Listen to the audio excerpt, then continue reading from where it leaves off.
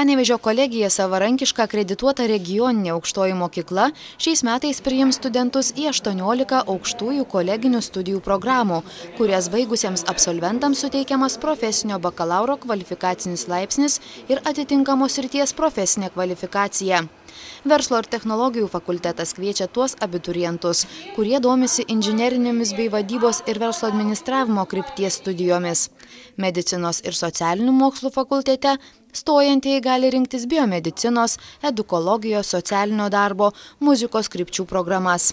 Rokiškio filialas be jau žinomų programų šiemet siūlo ir naujovę – turizmo ir laisvalaikio vadybos dienines ir neakivaizdines studijas. Panevėžio kolegija daug dėmesio skiria studijų kokybei.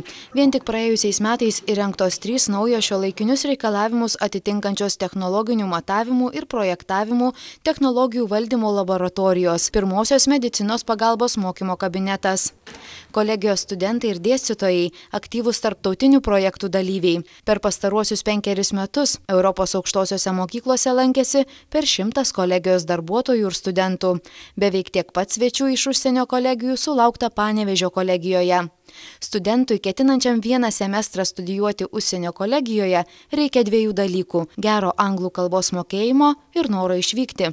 Taip pat Panevėžio kolegija bendradarbiauja su Kauno technologijos universiteto Panevėžio institutu, Šiaulių universitetu, Mykolo Riomerio universitetu, Vilniaus pedagoginio universiteto padaliniais, Lietuvos muzikos akademija ir kitomis mokslo ir studijų institucijomis, kuriuose geriausi absolventai tęsia studijas pagal magistrantūros studijų programas.